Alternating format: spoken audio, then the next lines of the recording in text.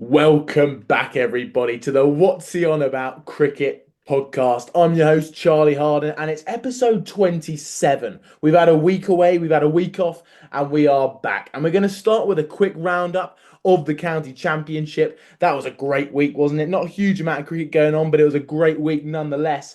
And then we've got two World Test Championship squads to have a look at, both of them, Australia and South Africa. And we're gonna have a deep dive into those. And then we're going to have a look at the county select 11 that's going to be playing against Zimbabwe this week. That's a huge game. A lot of young players playing in there that we're going to have a look at. And then we've got the three England squads, the Test, the ODI, and the T20 stuff. So that's all to come. And make sure to ask yourself, what is he on about?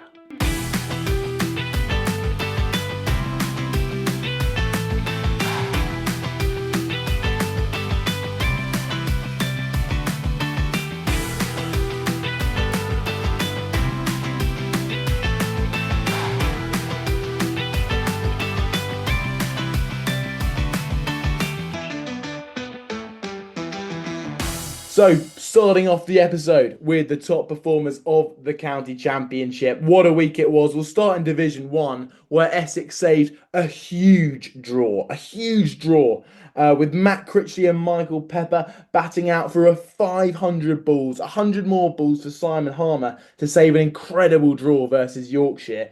And they were 45 for 4 at one point on day 3. And then they came out the next day, battered all day, 273 for 9 right at the end. Unbelievable stuff from Jamie Porter batting it out at the end of day 4.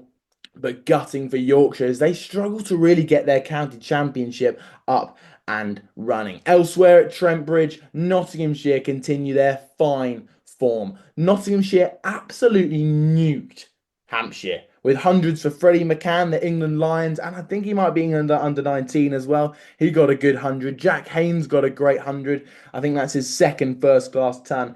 And then there was also a ton down the order for Patterson White, a beautiful knock, getting to 100 from 94 to 100 with a huge 6 over mid-wicket. What a game that was for Nottinghamshire, and they are riding high in the county championship. They're top of the table, and they are looking like serious contenders to take it all the way this year. Elsewhere in the county championships, Sussex versus Worcestershire. Jack Carson, a good 100 for him. He's a great spinner for Sussex, putting a lot of pressure on Shahab Bashir in the England setup. He's played a bit for England Lions, and 102 with the bat shows just how versatile he is.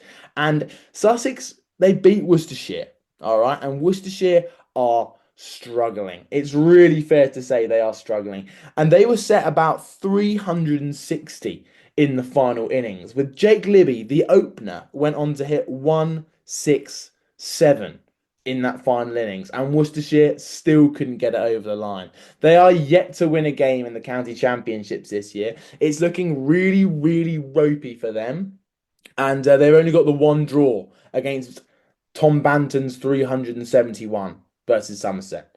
All right, that's what Worcestershire are doing at the minute. They're right down the bottom of the county champs, and they're suffering. They are really, really suffering. Fair to say Edgbaston was an absolute road. Warwickshire versus, I don't even know who they were playing. Who were Warwickshire playing? Not sure. All right, but it was a great game with hundreds of Tom Latham, Ed Barnard, and Zen Malik. I remember who they were playing. They were playing Surrey. All right. Warwickshire posted 660 odd for 6 declared, and then Surrey went out and hit over 500, then were asked to follow on. How ridiculous is that? It must have been an absolute road. And they were asked to follow on, and they only got as far as getting to 15 for none before calling it a draw. Jason Roy returned with 2 off 9. Poor Jason Roy, that was pretty tough for him. But the highlights, as we've said, Tom Latham hitting a big 180 plus score. And then we've also got Ed Barnard, who at 177 not out. He's a proper young player. All right. He's going to be doing seriously well. He's knocking on the door of the England setup. Absolutely. Where else do we go? Ben Folkes, 174 not out in the second innings for Surrey. Yes, it was a road, but Surrey were in a bit of bother. They were 350 for 9, chasing 660, and Folkes went on and hit 174 alongside Matt Fisher, who got 40. I mean, what a 10th wicket partnership that was of about 150 plus. Absolutely brilliant stuff from Surrey, but fair to say that was an absolute flat pitch between Surrey and Warwickshire. Now, Division 2, Ben Kellaway, the ambidextrous bowler for Glamorgan, knocked 181, not out. That is ridiculous from a lad who can bowl both left arm and right arm. I wonder if he can bat that way as well. That'd be pretty crazy. But as we move on, looking forward to the World Test Championship squads, it's worth having a look at Marcus Harris. Marcus Harris got 121 for Lancashire over last weekend. And you have a look at his county stats, and he's averaging 83 from 10 innings with 300s and 350s. He's got 750 runs this year, which is 200 more than second place. That's Max Holden. He is in a league of his own, Marcus Harris, and is seriously bashing the door down to play for Australia. However, you might have thought he was bashing the door down, but actually he didn't get picked in the squad. As we look forward to the Australia versus South Africa World Test Championship final, we're going to be doing a full preview on this in the future. However, the game is coming up, and we thought we'd have a look at the squads. And the main questions regarding the Australian Test lineup is that opening spot. There's also a spot of query at number 6. You know, Green or Webster, Cameron Green or Bo Webster. And then number 11, is it going to be Scott Boland or Josh Hazlewood? But we're just going to have a little look at the opening spot. Because at the minute, in my 11 for Australia, I've got the two openers being Usman Khawaja and Sam Constas. Now, I don't think if I was Australian, I would have picked Sam Constas because he very much burst onto the scene versus India and hit a few scoop shots, and the world thought he was electric. And then he didn't really keep it going after that. But Sam Constas is getting picked for Australia because the only other real opening option there is either Marnus Labuschagne, who won't open. He'll bat at 3. Cameron Green, I guess, could open, but they love him so much. I think they'll protect him in the middle order. And then there's Josh Inglis, who hit that 100 away in Sri Lanka over the winter. Could he open the batting? For me, I don't think so. It's going to be Sam Constas and Khawaja up top. Then we're raising the question of who's going to bat at 5. Well, it's probably going to be Travis Head if Bo Webster plays, but if Cameron Green plays, I can see him batting number 5 and Head at 6. The question remains here, is 3 seamers and 1 spinner going to be enough for Australia if Cameron Green can't bowl? So Cameron Green provides an interesting balance for the team here, but you're looking more at Bo Webster really to come on and actually have an impact with the ball. So it really depends if Cameron Green's fit to bowl. I think he will likely be picked as a batter, but then you've got 3 seamers and 1 spinner to fill out the rest of the overs. Yes, they're 4 brilliant bowlers. However, can you back them to stay fit or just remain potent throughout the whole game? I'm not sure. I reckon they'll probably go Cameron Green to bat at 5, but I wouldn't be surprised if Bo Webster bats at 6 and has a bit of a bowl. Number 11, Scott Boland or Josh Hazlewood. The main question for me for Australia, I think personally, bit of question marks over Josh Hazlewood's fitness, but he got picked in the squad, so he must be all right. All right. But I reckon it's going to be Scott Boland to play in England versus South Africa. We know how dangerous he is bowling on a length, on a nibbly pitch. I mean, I wouldn't be surprised if it's a flat pitch that they play on at Lords in the World Test Championship final. Historically, very good for batters. However, I think Boland will play, and I think Boland will be really, really potent on a deck, which could offer a little bit for the bowlers. So I think it's going to be Constas and Green at that sort of number 2 and number 5 role, respectively. And then I think you're going to have Scott Boland. Other than that, it's a pretty bog standard Australian team, which looks ridiculous because Josh Inglis and the likes of Kuhneman, and in this case, Hazlewood and Bo Webster, are not going to get a look in. That's what it looks like for Australia as we move on to the South African team. Now, a few highlights. I thought I'd just pick out a few players to look out for. We've got David Bedingham, who's been tearing it up for Durham over the past few years. Hasn't really got going yet this year. However, Bellingham batting at 4 or 5 for South Africa. All right, in this kind of game in England. Bellingham's got a great shout. Big shout out to Sachin, who's just joined the live stream on TikTok. If you are listening to the podcast, go and check us out on TikTok. It's the What's He On About Cricket podcast. Sachin's a legend. Go and check him out if you haven't already. Now, the pick of the bowlers for South Africa, we're looking at Marco Jansen and Kagiso Rabada, 100%. Marco Jansen, absolutely humongous human being, and in English conditions is going to be absolutely lethal. We know how good Kagiso Rabada is in England or all over the world. Those two are going to be absolutely electric. Then you got the likes of Patterson and Geedy, who can all do a great job with the ball as well. And the final lad for South Africa I want to pick out to open alongside the captain of Temba Bavuma is going to be Ryan Rickleton. Ryan Rickleton got 259 versus Pakistan over Christmas time. And he averages 41 opening the batting for South Africa. He is a man to watch out for, and he could cause Australia a little bit of an issue. However, he does average 11 in the one test match he played against England in England a few years ago. So that'll be interesting to see how it set up. My hopes are very much with South Africa. However, I do know that Australia will absolutely batter South Africa. But that's a question for another day, because we're going to move on to an interesting topic which arose just a few moments ago. The County Select 11 will take on Zimbabwe this week. And this team has got an average age of about 19. It is ridiculous to take on the full side, the full strength team of Zimbabwe. And included in this County Select 11, we've got the likes of, well, he's captaining actually. It's Michael Atherton's son, Josh de Caries. He is going to be captaining the County Select 11 to play against Zimbabwe.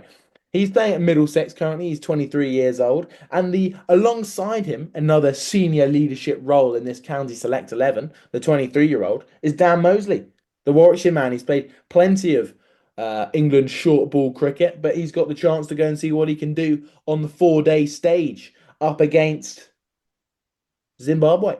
So that's going to be a great little watch. Now we are just going to dive into a few more of these key players, because there are some interesting young lads playing in this one. So we're going to pick up Seb Morgan, also a Middlesex man. He's a 17-year-old.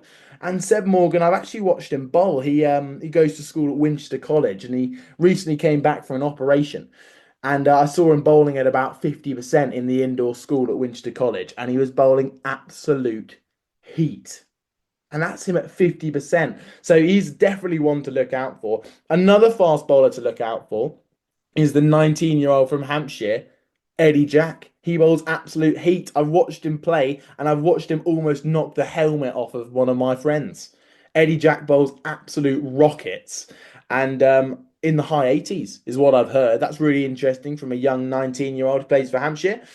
Elsewhere, we've got Thomas Rue, the younger brother of James Rue. Tom Rue is 17 years old, and he's arguably, even said by James Rue himself, however, the humble man would say this, wouldn't he? He's actually might be better than James Rue, but that's just speculation. That's what people have said. Thomas Rue is a seriously exciting young talent. He's a batsman keeper at Somerset.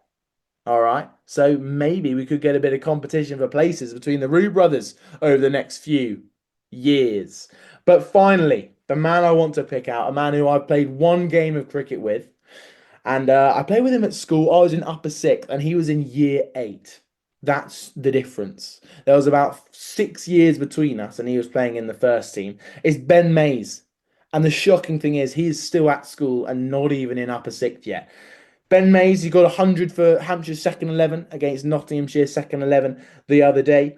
And he is a serious young player. I've seen videos of him on TikTok. Gaz Schroeder Coaching, shout out to him. Go and follow him if you haven't already. But Ben Mays is an absolute quality young player. A man to look out for. And I really hope he gets to play against Zimbabwe, because what an experience that will be for him. Now let's move on to the England Test 11. We've had a week away and it's time to, retrace our steps. And the England Test cricket is where we left off, really. And here's the squad. Here's a few people to look out for. And I think the main thing is poor old Jordan Cox. How unlucky can you get? He was picked as the spare batter against New Zealand over the winter, and he had to pull out with a broken finger, and Ollie Robinson came in. And now he's been taken out of the Zimbabwe squad because he's got an abdominal issue. How gutting is this for Jordan Cox? I really hope it gets better for him and he can come back, all right, and maybe play in one or two games against India, maybe at least get picked in the squad. That's huge for me. Jordan Cox, I'm so gutted for him. He's averaged over 65 since joining Essex a couple of years ago. This kid is an unbelievable young player. He's still pretty young. I think he's around 24, but it's really important he gets a future role in this side 100%. But the rest of the squad's pretty bog standard. I mean, no real surprises. The likes of Shah Bashir and Zach Crawley remain in the team. That was always kind of expected, but everyone kind of hoped for something a little bit outrageous, But we'll come on to that in a minute. But Cast is injured, so that then raises a potential role as a seamer, doesn't it? So at the minute, we've got four seamers: Gus Atkinson, Sam Cook, Matt Potts, and Josh Tongue. Comment below who you think, all right, should be your three seamers to play alongside Shah Bashir. For me, it's Josh Tongue, who's been bowling brilliantly for Notts so far this year. It's going to be Sam Cook and Gus Atkinson. That leaves Potts on the bench. Potts is a real hard worker, absolutely grinds it out for the team. Whenever you need it, Matt Potts will come on and work, and he's a strong lad. He is a really strong lad, and I think he'll be so important later in the summer. But for me, he just gets edged out of this bowling lineup by probably Josh Tongue. Because Sam Cook's going to make his debut. Josh Tongue's been bowling wheels, and Gus Atkinson had the summer of a lifetime last year. So you can't leave those guys out. It's got Ollie Pope double 100 written all over it, doesn't it, this test match? England plays Zimbabwe in a one-off test. Ollie Pope's fighting for his place, and it just screams like Pope's going to go and hit a 180 and solidify his place for the whole India series and maybe even for the Ashes as well. Because that's what Pope does. Pope just leaves it to the last minute and then gets an absolutely massive 100. Because that's just what Ollie Pope does. In general, am I happy with this squad? I'm in the middle. All right. I'm really excited about James Root. James Root being brought in for Jordan Cox is absolutely huge. Absolutely love watching James Root bat. He had a brilliant, brilliant game for Somerset in the county champs a week ago, where he completely won the game for Somerset, getting 150 or in the final innings or something along the lines of that. And he is going to be quality. I really hope he plays. Yes, he's the backup batsman, but I really do hope James Rue plays. Now, the only thing I really want to change, I feel bad about saying this, but the only real thing I want to change in this England team is the spinner. Now, Shah Bashir, he's averaged about 160 with the ball for Glamorgan. His loan spell there has ended. He only got 2 wickets in 3 games, and he's come back to Somerset when he's running on the drinks whilst Jack Leach is, taking wickets and bowling really well. And it kind of frustrates me here that England keep backing Shah Bashir. And I'll be honest, I want this to work. I desperately want this to work. However, I just feel that Jack Leach is a better option running up into the Ashes. I think it's really, really important, all right, that Jack Leach starts playing Test cricket again, because I think he's the man you've got to take to the Ashes, and I really don't see Sham Bashir playing well in the Ashes. I think Aussies will take him on. Yes, Aussies will take Leach on as well. However, I do feel like Bashir is an easier target. So for that reason, that's why I probably pick Jack Leach over him, because I'd want to get him playing in the summer. However, Bashir, they're backing him.